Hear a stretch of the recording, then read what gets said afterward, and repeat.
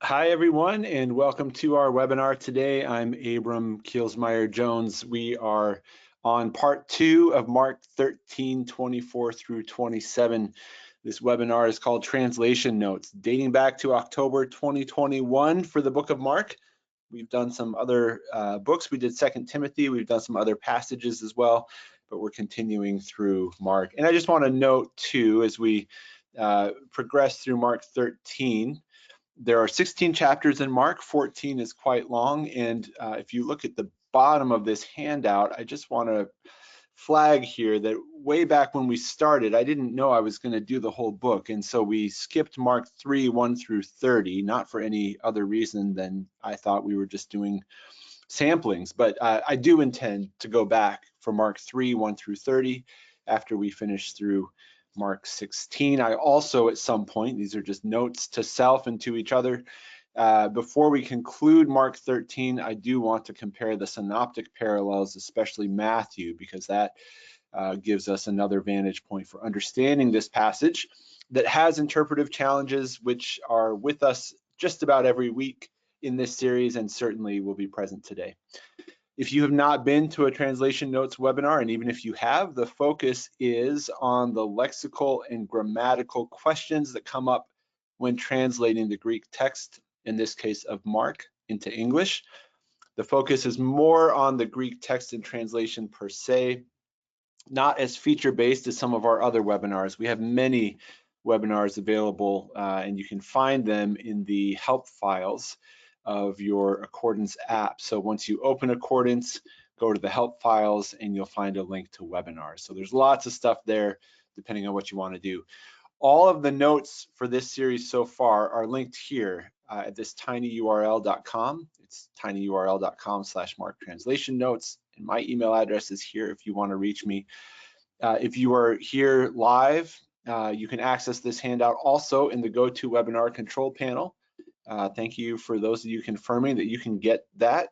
That's in the handout section. Just make sure the triangle is clicked pointing down and you'll see that. But again, you can also access the handout here. The questions box is like a one-way typed chat you can use to communicate with me. Questions or comments, I'll either respond individually or anonymously quote you and then respond to the whole group. All right, here's where we are in Mark 13. And I continue to draw on this outline from Robert H. Stein. He's got a book hyperlinked here called Jesus, the Temple and the Coming Son of Man. It's not in Accordance, but it is available in print. And you can also see Stein's got the Baker exegetical commentary volume of Mark, so you can see some of his thinking there. But he makes a move that a number of commentators do, not every commentator, but he says there's a weaving in and out of two different time frames that Jesus is talking about here in this passage. And he puts today's passage, 13:24 through 27, as on a broader, farther off time horizon than what we've had so far. We've talked about different people interpreting this different ways, and I'm hopefully not, at least not consciously here to try to convince you of any one read. I want to surface the different interpretations, and then that's for you to make your way through. But for Stein, he sees Mark 13 so far as having to do with the first century coming destruction of the temple and Jerusalem. And he today, the reading that we're in, looks at this as a far off, the technical term is the parousia, the second coming of Jesus, whenever that may be. Now, not everyone reads it that way. Some folks read all of Mark 13 as having to do in the far off future. Some read it as all of it having to do in the first century, including this passage. Some think it's both. And I just want to, like I said, surface those different interpretations as I've been doing. And as we translate, this is something we're going to keep an eye on. So today, we'll do the second half of this passage. Last week, we did 13:24 through 25, and I translated it this way. But in those days, after that suffering, the sun will be darkened, and the moon will not give its light, and the stars will be falling from heaven, and the powers in the heavens will be shaken. We'll come back to those days and after that suffering, but let's first move into these new verses for us today, 13:26 through 27. In Accordance, I'm going to open up a Greek New Testament. I'm going to make sure the font is big enough. It will be open to this passage because that's the last place I was when I had this text open. Maybe you've noticed by now that accordance will keep your spot, even if you don't tell it to. So that's kind of helpful. So here's verse 26. And I'll just read this left to right, doing a kind of one-to-one wooden translation as we go, and then we'll move back over to the handout. So this is Jesus still speaking, quite the long dialogue, especially for Mark, for Jesus. Kai tate opsantai, tan huion tu anthropu, erkamenon en nephelais, metadunameos parles kai doxes.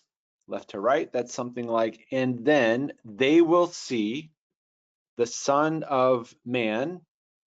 Now, anthropos, of course, we know can be used, and you even see this in the translation equivalent for humanity or humans in general, and I think sometimes that's the best translation, the most accurate for what it actually means. This, I'm understanding this is a technical title, and Mark uses it multiple times. We'll delve into that.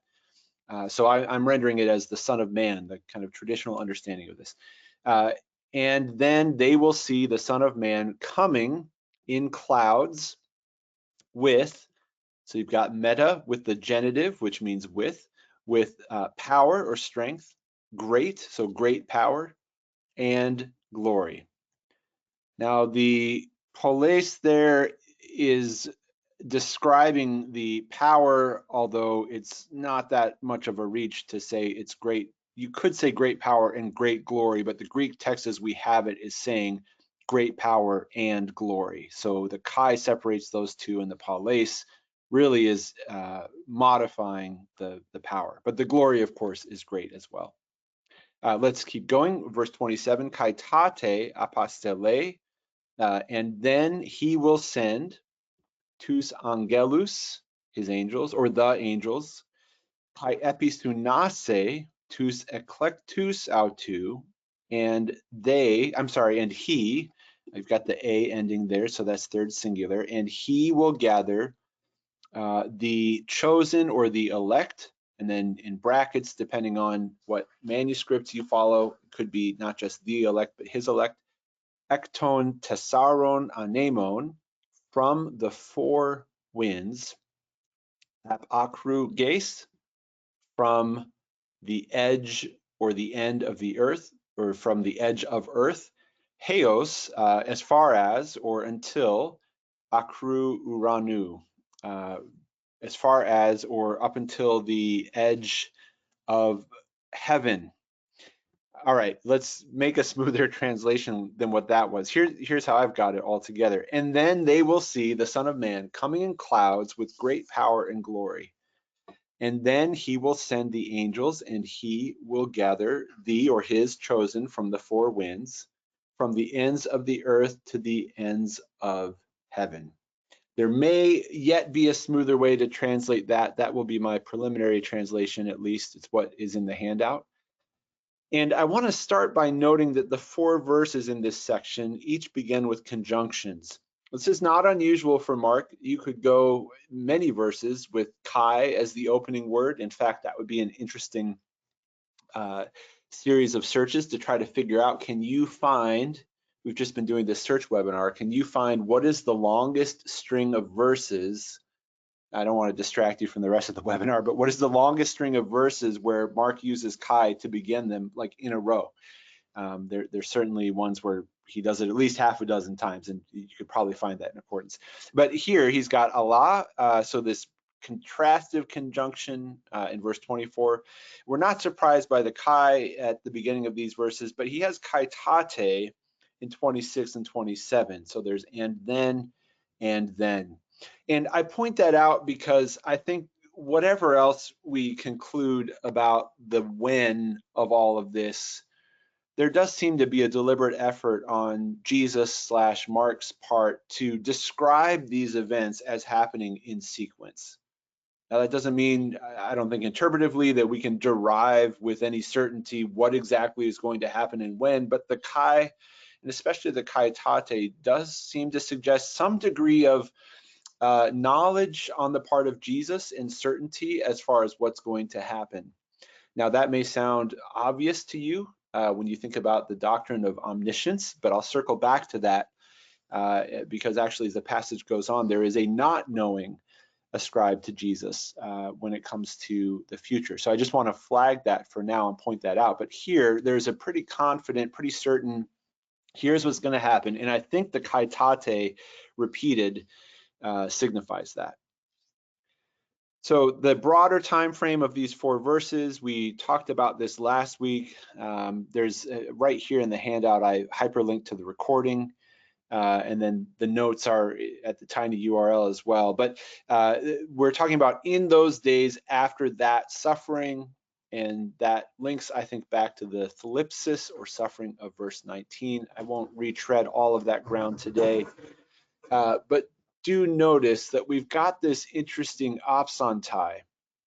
It's an impersonal third person plural, they will see.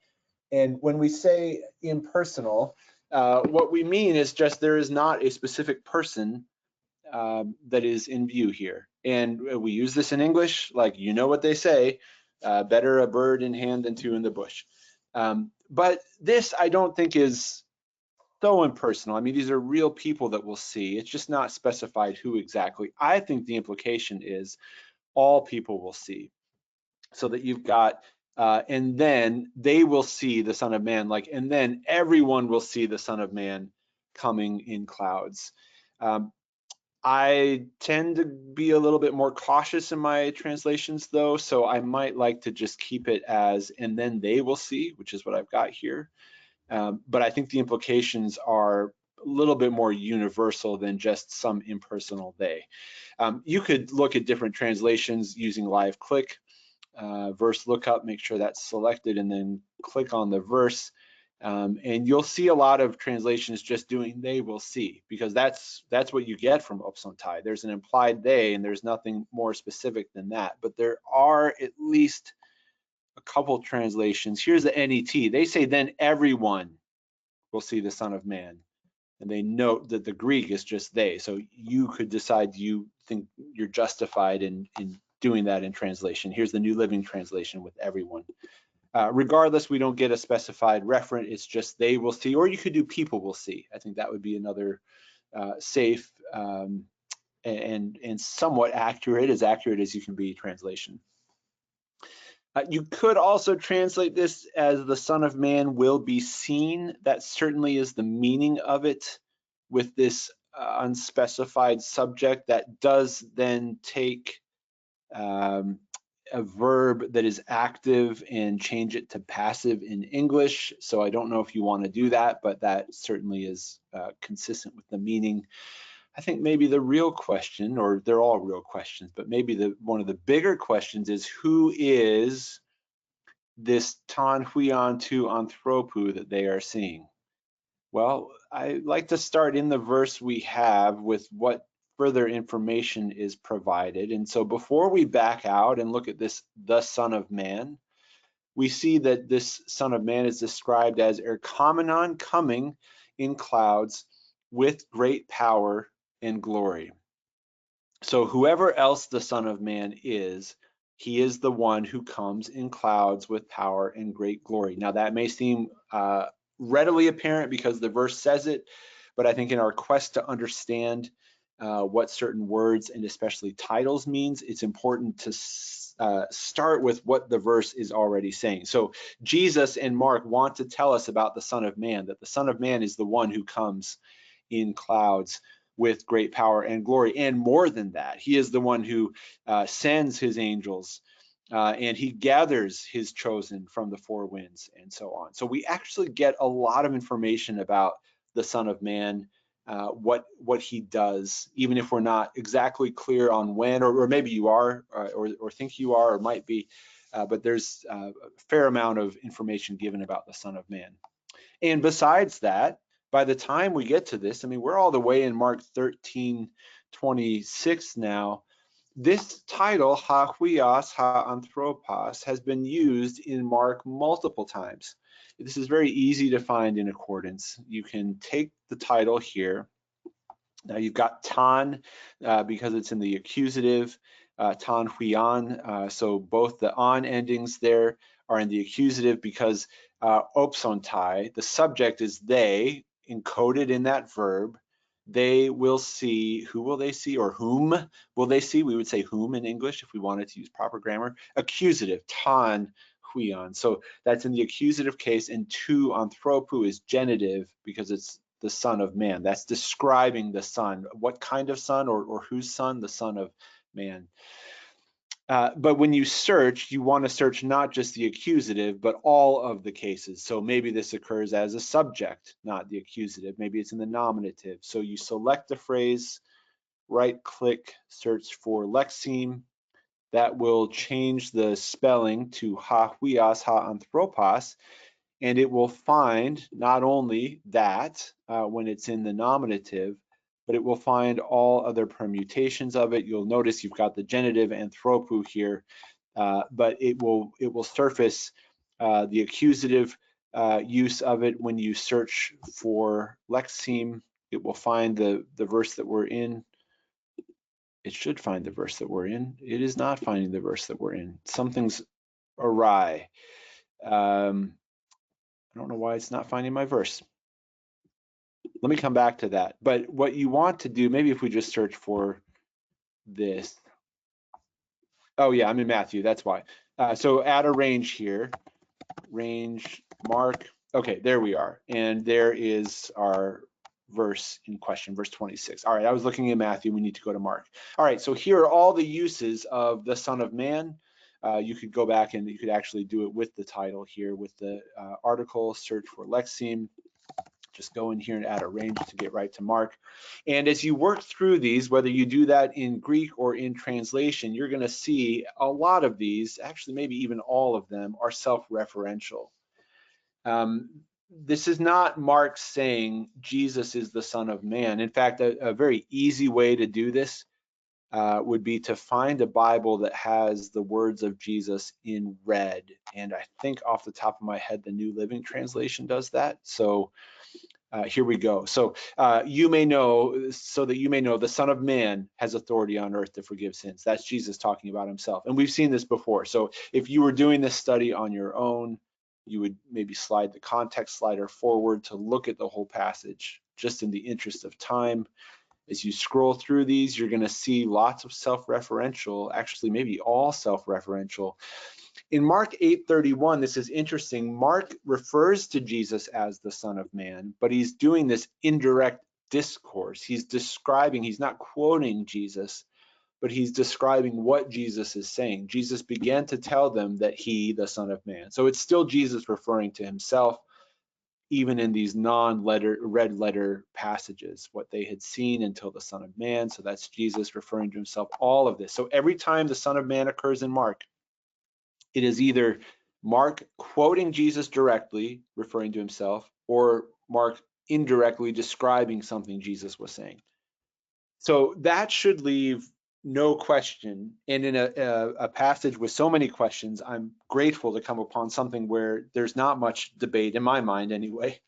That should leave no question as to who is the Son of Man. Well, every time Jesus uses this phrase in Mark, he's talking about himself.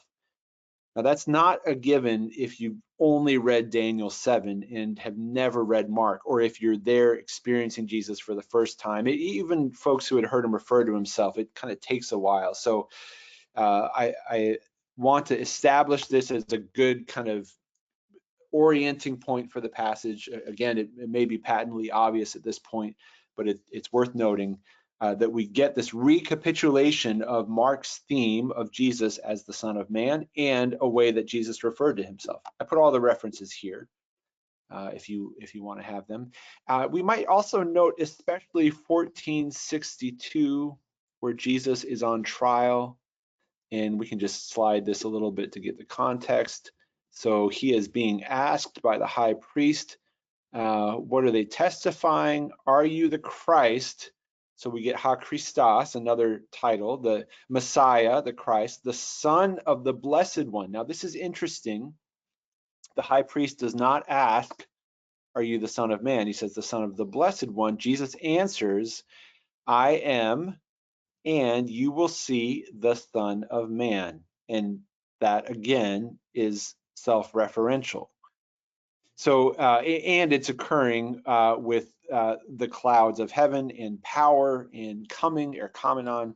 Very similar language here. So it's useful to look ahead and see not only this theme of the Son of Man recapitulated all throughout Mark, but also this idea of the Son of Man having to do with power and coming with the clouds of heaven.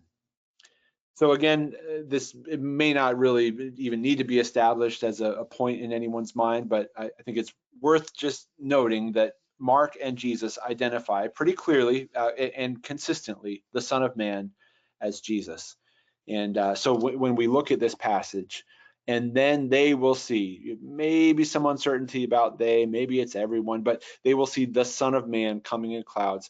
We could also read this, I wouldn't translate it this way, I would preserve the Son of Man, but we can also understand this as, and then they will see me. Then they will see Jesus, Jesus says.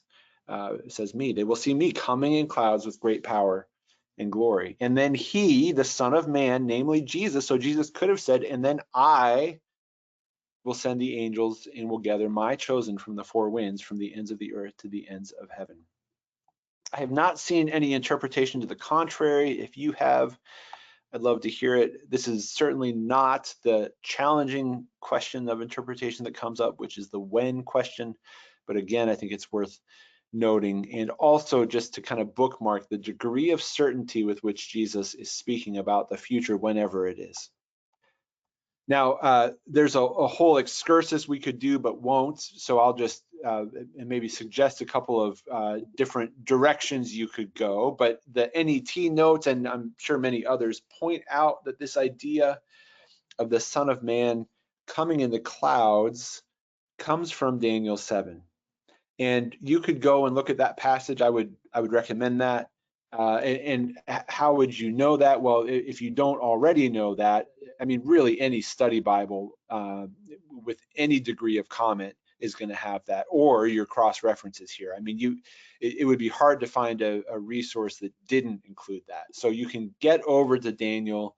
You can do some work there. Certainly you'd want to see what the context is. Who is it that is seeing this? And he says, I saw one like a human being. It's interesting that the NRSV takes anthropos there and has Son of Man in the footnote. I'm not sure I would go in that direction, but I think a lot of other translations are going to give you Son of Man. But anyway, this is where, biblically speaking, what we can point back to. And so this raises questions about, okay, what, is Jesus deliberately quoting this? I mean, it seems like he is. What does that mean? What else was happening in Daniel 7? Does that map onto the time frame that Jesus is describing? Lots of great questions. I'm just going to raise them. There's a great reference to consult the commentary on the New Testament use of the Old Testament, which will go in depth on this. But you could also look at any of your commentaries on Mark. They'll have at least a couple of lines on Daniel 7, and you could also go to commentaries on Daniel. So this chapter is easy to spend lots and lots of time on because it is interesting to figure out what is at play with Daniel 7 here. That said, whatever you find in your research on Daniel 7, as with any other time that New Testament writers quote the Old Testament, they're doing it in a new context now. And so whatever else you figure out is happening in Daniel 7, it doesn't necessarily carry over to the vision that Jesus is having or the future that Jesus is describing. All right, let's get back into the when question just a little bit. And actually, speaking of questions, let me stop and check in with you and see if you have comments or questions so far. We've just looked a little bit at the Son of Man as a title. I wanted to kind of follow that thread through Mark and show how to use accordance to do it, and also allude to Daniel 7. Let me see what questions and comments you've got. Somebody asks, and I'll put this in the chat, aren't red letters in themselves an interpretation and thus not authoritative? Yes, I would say so. And I think a good place to check that would be that where we had the let the reader understand. with the abomination of desolation. Now, that's pretty, not unanimously, but the large majority of scholars are going to say that that is Mark. And in fact, you see that here. But I saw at least one or two sources that said something about Jesus was still talking there. Now, I don't personally find evidence for that, but that is a question of interpretation. So that would be a good example. And yeah, there are other parts of speech, or other speeches where it's not always clear where something ends or the other thing begins. So yeah, I mean, I would obviously use this in conjunction with maybe the Greek text. I mean, you all who are here can do that because you're at this webinar. But yeah, thanks for pointing that out. All right, so that's the Son of Man. It's Jesus. So when, I mean, are we talking about like right now-ish Jesus while you're still here on earth with us? Are we talking about a second coming? You know, I'm not sure the disciples are really in a mind to think about something like the parousia or the second coming in glory. I mean, just remember that even when Jesus has mentioned his crucifixion, his suffering, his crucifixion and his resurrection, which he's mentioned before, even that is not really computing. So it's hard for me to see a second coming computing. That doesn't mean he wasn't talking about it. It is just to say, who knows how much the disciples are tracking with this now. But there is still this question of when will they see the Son of Man? I think presumably they're probably going to default to a more proximate interpretation. And I've done a little bit of a excursus here in the handout back to this when question, because it comes up again in these verses, especially when you mention the Son of Man. So it's one thing to talk about suffering. You know, that could be in the first century, that could be in any future century. It's one thing to talk about, you know, the sky darkening. Is that eschatological far off? Maybe. Is that something that could happen within the century? Maybe. Is it both? Maybe. Here with the Son of Man, it does start to feel more eschatological, whether that's far off or not. And so I do want to kind of come out a little bit to this question again. I had some good, I found Stein, I found him helpful, but also Mark Strauss in the Zondervan exegetical commentary. And I thought this was a really interesting perspective on the timing of the coming of the Son of Man. So we have here, just to get the translation, and then they will see, whoever the they is, the Son of Man, Jesus, coming in clouds with great power and glory. So when is this coming? We can also ask, is this a technical term for second coming? Or does it just mean coming and going? So we'll come back to that question because there is a lexical question at play. But let's look at Strauss. He says the adversative but, and that begins verse 24, is not so much chronological as thematic, contrasting the preliminary events of 13, 14 through 23 with the climactic events of the passage that we're in right now. He says, in those days after that tribulation points most naturally to the events immediately preceding in the passage, that is, those surrounding the destruction of Jerusalem. So he follows Stein in that outline. He says, it seems best to conclude that Mark sees the events as part of the same eschatological complex. And I've added the emphasis here. Now Strauss quotes Stein saying, for Mark, the events of 13, 14 through 23, which Stein reads as first century, and 24 through 27, which Stein reads as far off. For Mark, those events are intimately associated, and it is unlikely that he saw a great gap of time between them. And now we say, well, wait a second, I thought Stein said this was near fulfillment and far fulfillment. But then he goes on, they are intimately associated in that they are part of the same great divine act of history. This includes Jesus's coming, ministry, death, and resurrection, which bring the kingdom of God. It includes the divine judgment on Jerusalem in AD 70, and it includes the parousia of the Son of Man, which brings history to its conclusion and goal. It is possible, and I'm sure somewhere some interpreter has said this is special pleading, this is a cop-out, this is an attempt to reconcile a difficult passage. But another way to read this is that Stein is saying, and Strauss is quoting him affirmatively, that basically in this view, of the future, that time has sort of collapsed in on itself a little bit, or better, that it's being viewed as one great big whole. Strauss draws a helpful analogy. He says, as often in prophetic literature, events that may be centuries or even millennia apart, I mean, we're 2 millennia already after this passage. He says they're identified together because of their unique eschatological and soteriological relationship.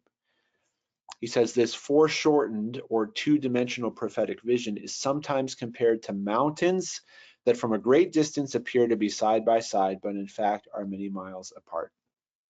Then he says, from Mark's perspective, the destruction of Jerusalem is direct vindication of God's saving work through the life, death, and resurrection of Jesus, the Messiah, and also the precursor and preview of the consummation of the kingdom of God at the parousia. From his limited vantage point, these two latter events occur or appear together. And then he goes on, in case you're skeptical, and I'm still processing this claim, I think it's really interesting, but he goes on and he says a hint to this chronological haziness will appear again in verse 32, where Jesus says that even the Son does not know the time of his return. In the same breath that he affirms the absolute certainty that these events will take place, he expresses ignorance concerning when they will occur. And that's why I wanted to make a big deal out of pointing out the kaitate. What we get in 24 through 27 is a pretty clear description of the future. I mean, you can't really say that unless you've seen it or have knowledge of it. So what Jesus is describing about the Son of Man coming in the clouds, to me anyway, seems, to be done with a great deal of certitude. And then we're going to wrestle with this verse when we get to it. What do we do then in light of that with verse 31, where he talks about, but that day or the hour, nobody knows, not even the angels in heaven and not even the Son, only the Father. Now this huios here, is this the Son of Man? Is this Jesus? And interpreters tend to think so. So how do we make sense of that? And this is what Strauss does. He's basically saying, along with Stein, these are two different time horizons, but it's really all part of this same great divine act of history. I've put in bold here what I think is the most salient part of this argument. So that was, I thought, interesting. Thought that was worth sharing. Again, we're translating, but no translating exists in a vacuum. So I do think attention to these questions of interpretation is important. In Mark 13, I think maybe more than any other chapter in Mark has multiple questions to address. But let's get back to the Greek. Let me just see, I'd love questions or comments, how that hits you, what you think. Again, not trying to convince anyone of anything, but I thought that was worth considering, so I thought I would share it. So happy to take comments or questions.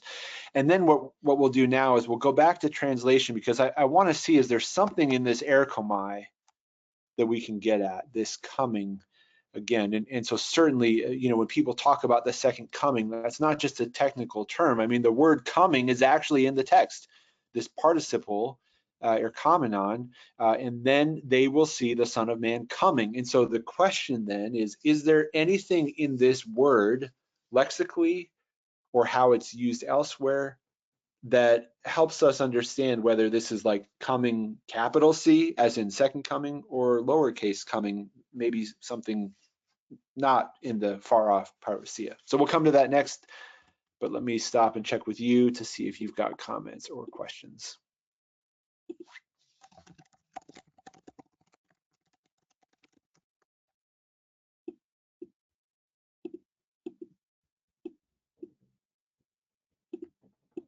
All right, let's continue on. Back to translation. So coming in the clouds with great power and glory. Now just a kind of minor point of parsing or grammar. The erchomenon is present middle participle, masculine singular accusative, and it's accusative because it modifies not this genitive of man, but this ton huion, the Son. And that's accusative because it's the object of seeing. So they will see accusative, the Son, accusative coming, erchomenon. So the participle matches the accusative noun here, ton huion. That is the object of their seeing, the object of their sight. And they will see him coming in clouds. Now, Mark doesn't give us the definite article here. I suppose you could include it if you wanted to. I'm not sure it's terribly important either way. I think, yeah, I don't think it changes the meaning whether you put a definite article in there or not. So they will see the Son of Man coming in clouds with great power and glory. Strauss notes, and this is back to that Son of Man title, and I think this 1462 is important here because that is a lot like how Son of Man is used here. But Strauss notes that the title Son of Man up to this point has had to do with Jesus's authority, but more on earth, so that you may know that the Son of Man has authority to forgive sins, and his coming suffering. The Son of Man must suffer. The Son of Man did not come to be served, but to serve. And maybe this is kind of a granular point, but it is interesting that the Son of Man, as it's used so far, is not used in that same Daniel 7 sense of in the clouds and glory and power. In fact, the opposite here, and again, this is why I'm just trying to inhabit the mindset of the disciples. Like, of course, they're a little bit confused. So 8:31, 9:9, these other references, we could look at them, but we'll see the Son of Man more as a suffering servant rather than a victorious, powerful, glorious person being coming in the clouds. Although even there, Strauss notes that Jesus has alluded to the coming of the Son of Man in his Father's glory. So I guess this is a little bit of a both and, but this does seem to pull out more of the glory side of the Son of Man in this verse, and that's going to come up in 1462 as well. Back to Erchomenai. Where exactly is the Son of Man coming from, going to, going from? The verse is not explicit in and of itself. Looking this up in a lexicon is not going to help a whole lot, at least at the level of meaning. Erchomenai means to come, and that's about what it means. I mean, you could talk more about what it means to go from one place to another. So you've got, I mean, I love BDAG for this reason. You get the translation equivalent of come, but the full definition of movement from one point to another with focus on approach from the narrator's perspective. So if the Son of Man is coming in clouds, well, what's point A, what's point B? Where is the Son of Man approaching? It just says he's coming in clouds, not even coming from the clouds or to the clouds. So grammatically, this is left ambiguous. So that's why I want to look at this word coming. Now, BDAG does give us a reference here, but that doesn't really give us much. So we are left to, and we could look at other lexicons, I suppose, but I think really what's going to be useful is doing a word search for erchomai and trying to find different places where this coming verb is described. Now, this is going to take a long time, and some of these will be very mundane, like he went over, or he came over to the other side of the shore, or something like that. But it's a search that's worth doing, and especially maybe paying attention to glory and power if they're involved. I just note here in the handout that this is an example of a word study with not just semantic significance, but also theological significance. Strauss considers the interpretations. This could have to do with the Son of Man coming almost like to or toward God. Daniel actually is like that. I was surprised to find that. I just have so conflated Daniel 7 with how Jesus uses it that when I got to Daniel, I was a little surprised. And so we might just look at Daniel 7 briefly and see here. Now, of course, we want to do this in context, which I'm not doing at the moment, but my vision continued. I saw someone like a Son of Man coming with the clouds of heaven. We want to see what that preposition is.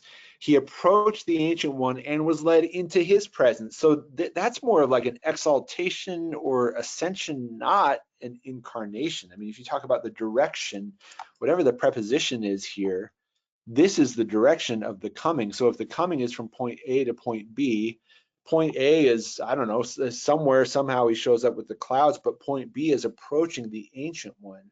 So there is not, in this vision described, there is not an earthward downward movement. This is all kind of happening in the heavens, so to speak.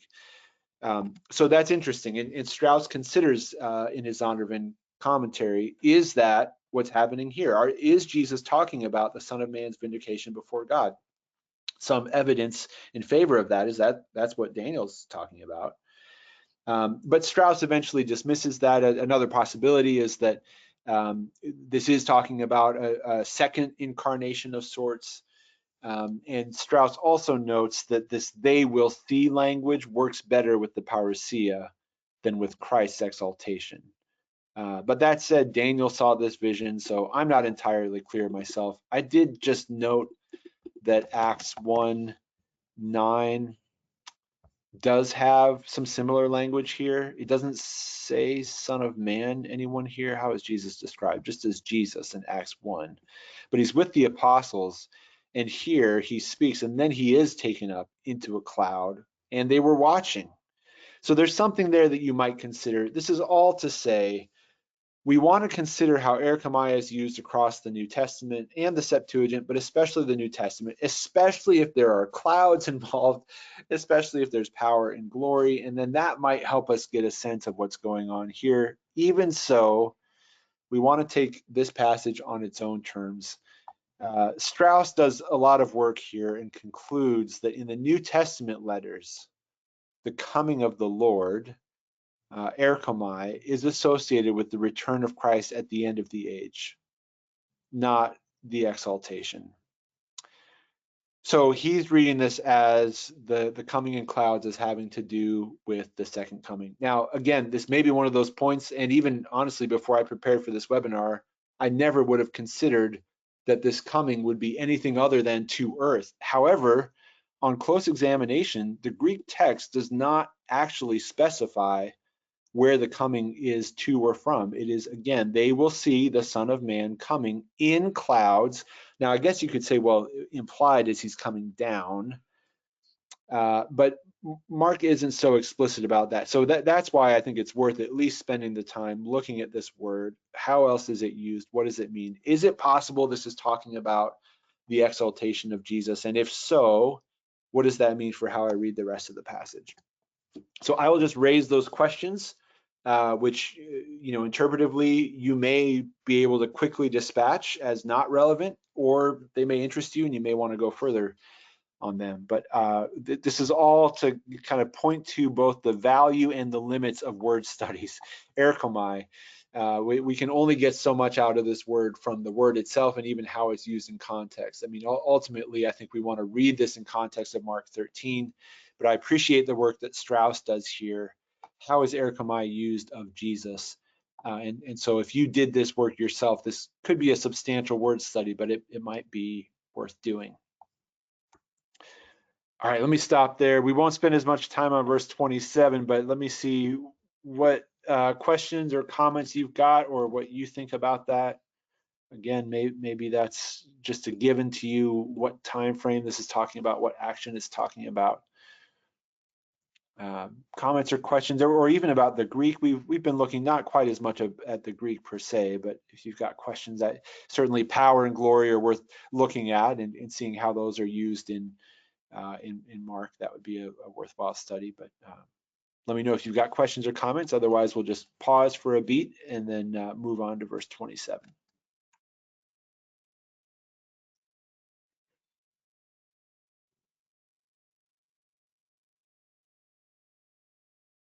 All right, verse 27, and then he will send the angels and he will gather tous eklektus autou, so the chosen or his chosen or elect, from the four winds, from the ends of the earth to the ends of heaven.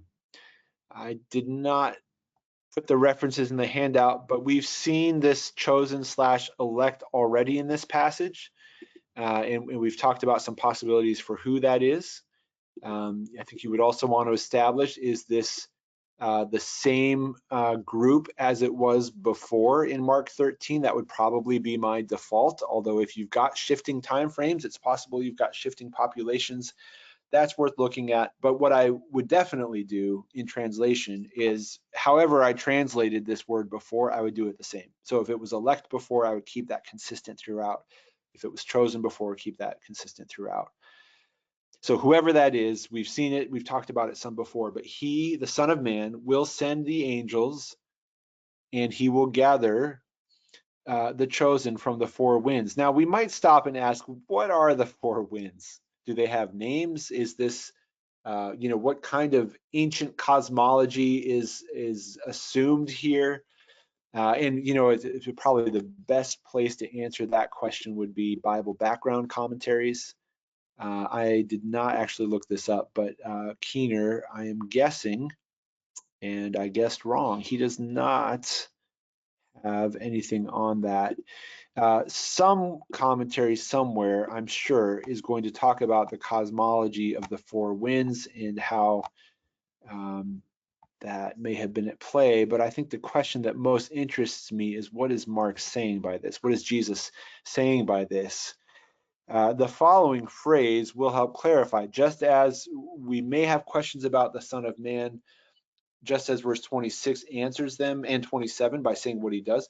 The four winds gets a description here. So one way you could read this is, he will gather the chosen from the four winds, that is to say, from the ends of the earth to the ends of heaven. And the idea here, I think, is from absolutely everywhere. And yeah, you could look at, how did they think that the world worked in terms of the heavens and the earth and the winds? And if you were to draw out the universe, what would it look like? And you could access that in your various commentaries if they've got them. But I think less interesting probably to Jesus in this moment than the actual taxonomy of winds and earth and heaven. I think more interesting than that is the gathering being comprehensive and thorough from absolutely everywhere. And so I might even consider, I mean, if I were doing a more colloquial translation, which I'm not in these webinars, but I might even consider a translation like this. It's leaving out a lot of Greek words, so a footnote would probably be good, but that's the meaning of it. And then he will send the angels and he will gather the chosen from absolutely everywhere, comma, wherever they happen to be, or something like that. And I do think we push too hard if we ask, well, were some of them in earth and some of them were in heaven? Although some interpreters have, are we talking about getting people who are already dead and people who are alive? I don't think that's Jesus's focus here, but you could explore that for sure. And as always, I may be wrong. James Edwards from Pillar has a great comment on this. But actually, before we look at his comment, let's do look at four winds a little bit more before we get to the conclusion. As I said, you could look at this in your commentaries and see what they have, but you could also just search for the phrase. Is this a stock phrase that I somehow have just missed in Mark or in other places? And so you could take the article with it. I'm just going to take four winds without the article. And remember, when we right click and search for lexeme, even though this is in the genitive case, it's going to find all cases, however it's inflected.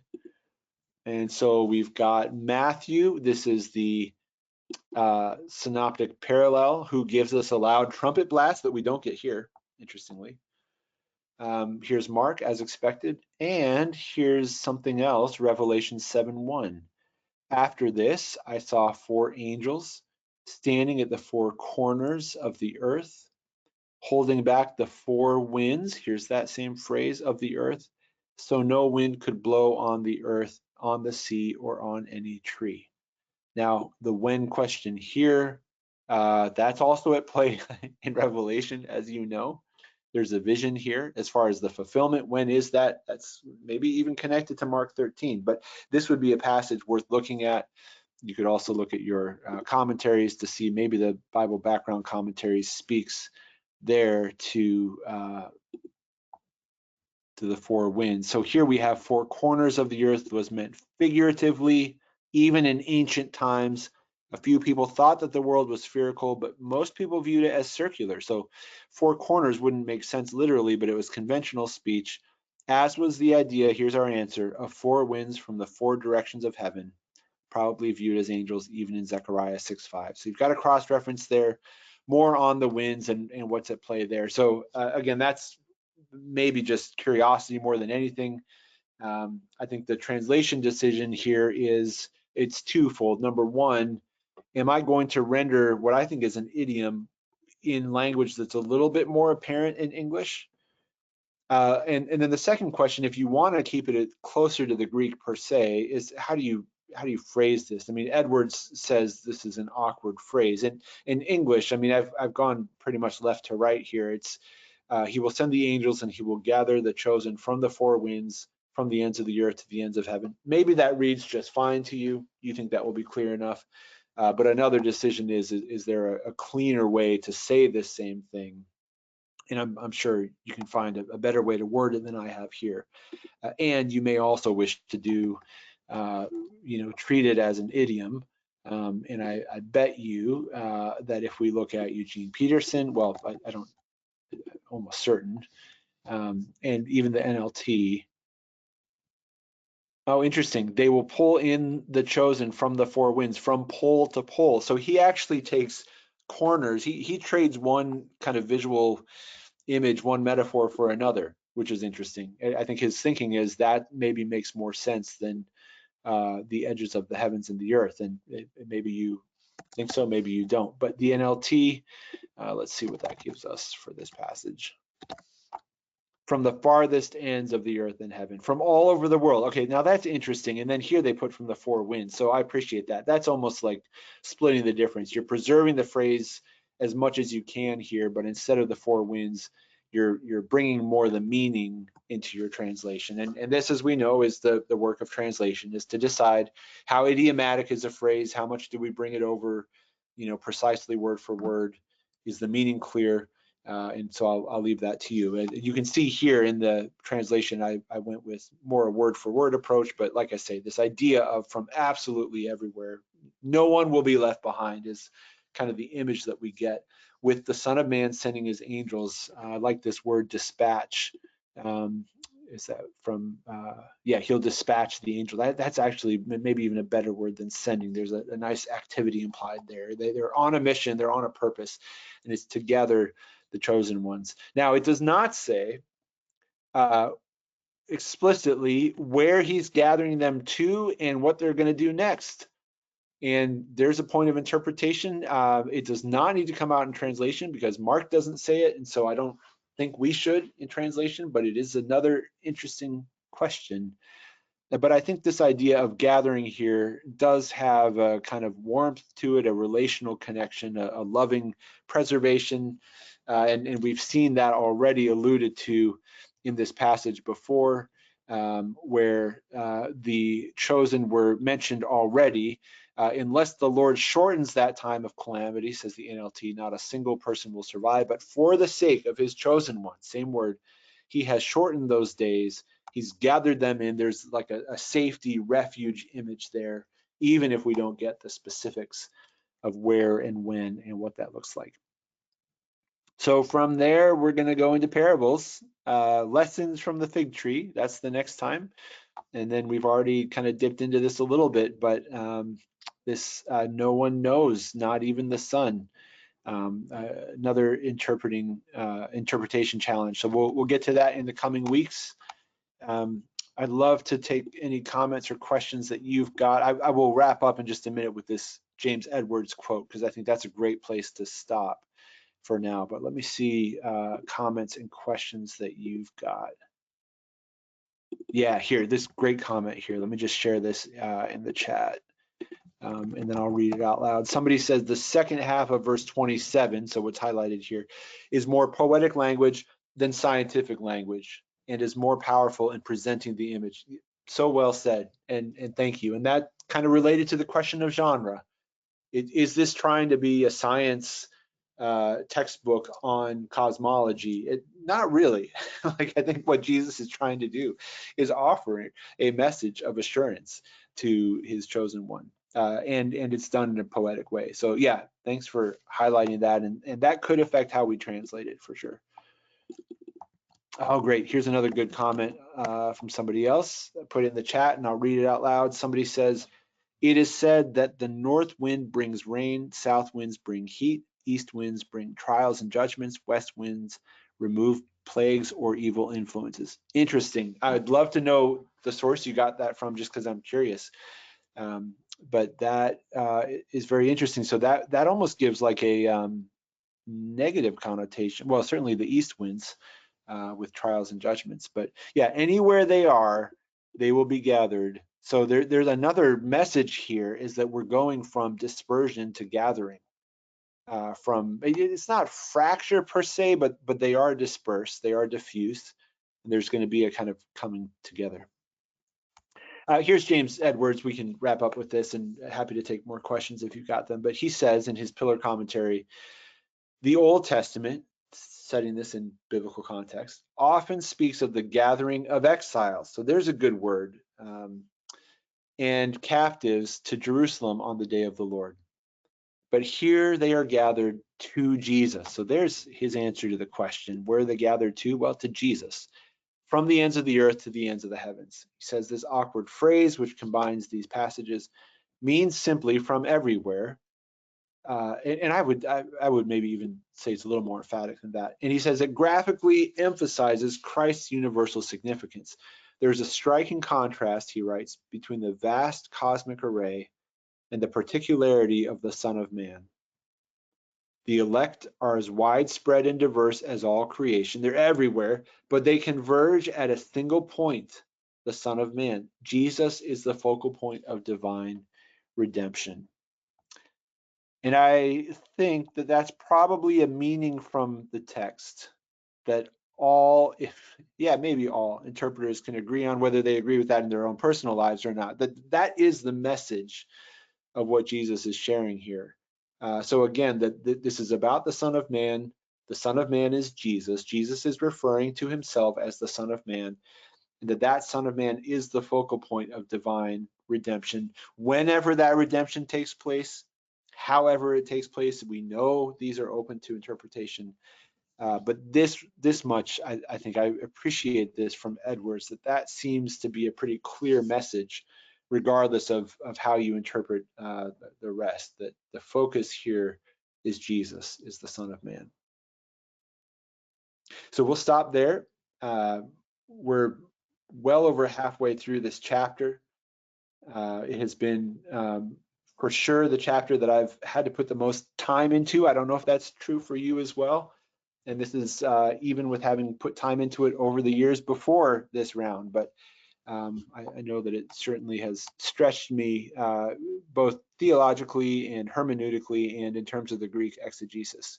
But there are some great commentators out there, and I've benefited from them and benefited from you all and your observations. So I'm grateful for that. So I offer you my thanks.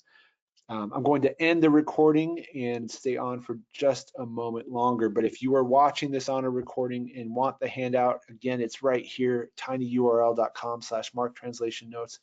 And you can also email me if you like.